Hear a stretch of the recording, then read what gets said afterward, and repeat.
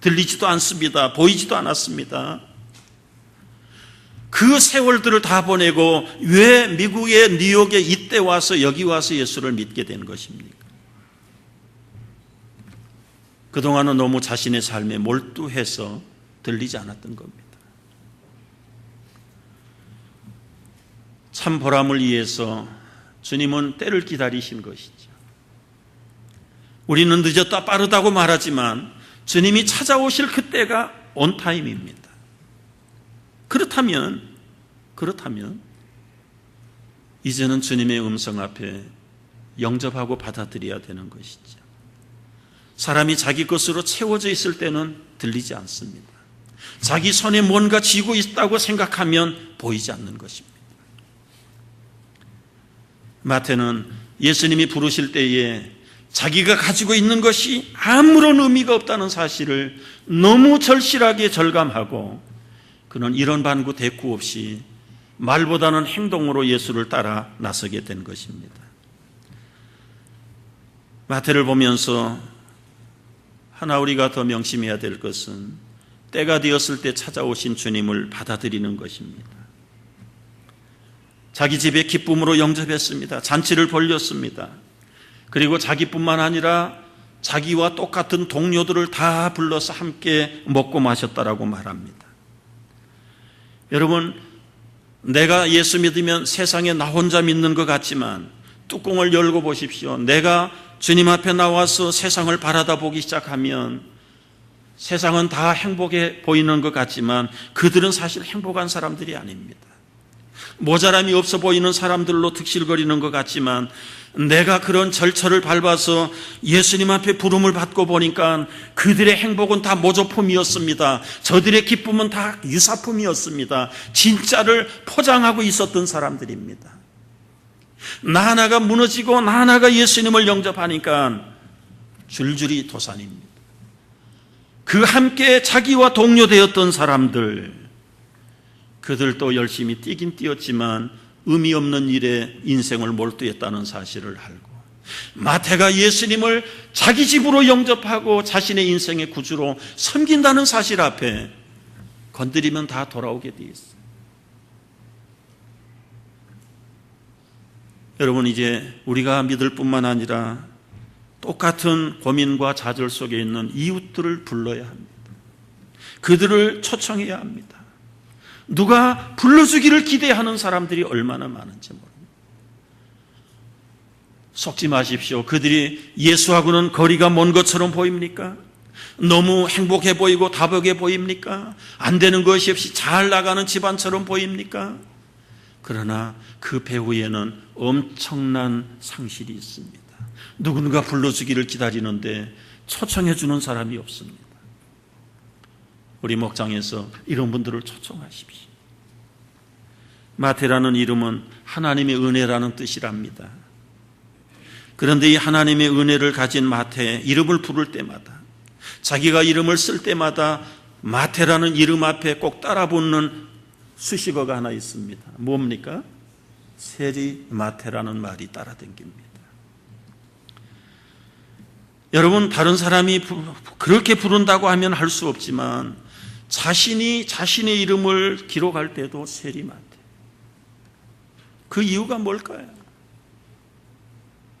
과거는 세리였고 천박한 사람이었고 버려진 사람이었지만 지금은 하나님의 은혜로 마태가 된 것입니다. 그런데 왜 지금의 이 기쁨과 은혜만 붙잡지 세리라는 꼬리표를 달고 다니는 것입니까? 여러분, 여기에 큰 의미가 있어요. 하나님은 이전 것을 기억하지 않는 분이세요. 우리가 자복하고 회개하면 동의서에서 먼 것처럼 등 뒤로 던져버리시고 생각조차 안 하시는 하나님이라고 우리에게 가르쳐 주십니다.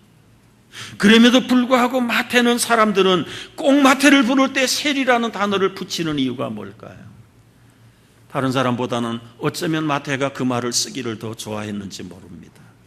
지금 내가 하나님의 은혜로 마태라는 이름을 가지고 삶을 살지만 나는 과거가 세리였다. 이거 하나를 오늘 겸손하게 만드는 것이에요. 자기를 온전하게 채찍하는 단어 하나가 세리였다라고 하는 전직의 불명예스러운 명칭인 것입니다. 여러분, 우리는 과거를 다 잘라버리기를 원해요. 물론 버려야 되지요. 과거에 집착할 필요는 없어요. 그러나 믿음 안에서 들어와 있는 우리들을 돌아다 보십시오. 이미 의인 되었습니다. 이미 다 하나님의 자녀가 된 지가 십수년입니다. 너무 신앙이 굳었어요. 너무 뻔뻔해요. 너무 단단해요. 의례적이에요. 형식밖에 없어요. 알맹이가 없는 바리새인들과 사두개인들 같아요. 내용이 없는 그 사람들. 예수님 뭐라고 말씀하세요? 내가 가서 너희에게 긍휼을 원하고 제사를 원치 않는다라고 하는 것을 배우라. 무슨 뜻인지 이걸 배우라는 거예요. 제사는 있고 형식은 있고 정말 이름은 있는데 그 안에 알맹이가 없어요. 모태신앙, 오래된 신앙, 그리고는 연조 깊은 신앙의 연륜은 있는데 우리는 너무 굳었어요. 너무 강팍해졌어요. 진심이 없어요. 새로운 것이 없어요. 첫사랑이 없습니다. 이제 물에서 건져 올린 신선한 감 같은 그런 신앙이 바로 이 세리마태 속에 유지되기를 원했던 거예요. 여러분, 기도하실 때 빼지 말고 기도하세요. 습관적인 신앙인이 되지 말게 해달라고 기도하세요. 관념적인 기독교인이 되지 않기를 기도하십시오. 매너리즘에 빠진 그리스도인이 되지 않기를 위해서 기도하십시오. 과거 30년 전, 40년 전에 주신 그 은혜가 아니라 이제 나를 불러주시고 찾아와 주시고 내 심정을 아시는 그 주님 앞에 이제 막 달려나온 세리마태처럼 그 믿음이 우리에게 필요한 것입니다.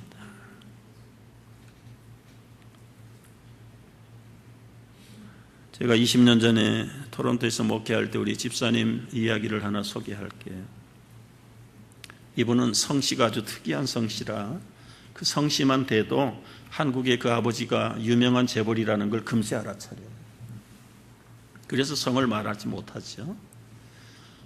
70년대 냉장고 TV를 다 그분의 기업에서 만들었어요. 아주 기공자로 자랐습니다. 대학에 미국에 유학을 보내서 왔습니다. 부러울 것이 없는 젊은이죠. 그 당시에도 고급 승용차를 타고 미국을 헤매대죠. 공부를 못 쫓아갑니다. 미안하게.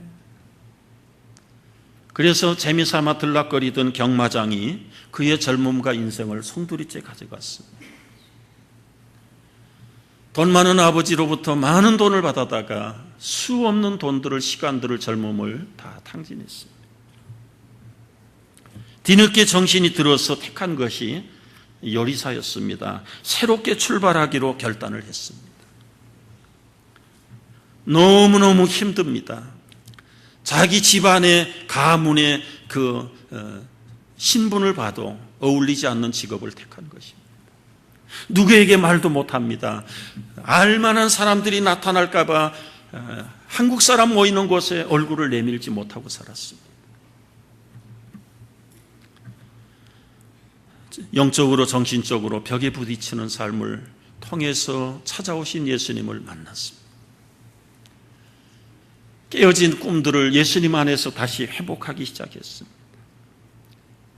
흘러버린 시간 속에 다시 되돌아갈 수가 없어서 그는 죽도록 요리를 배웠습니다.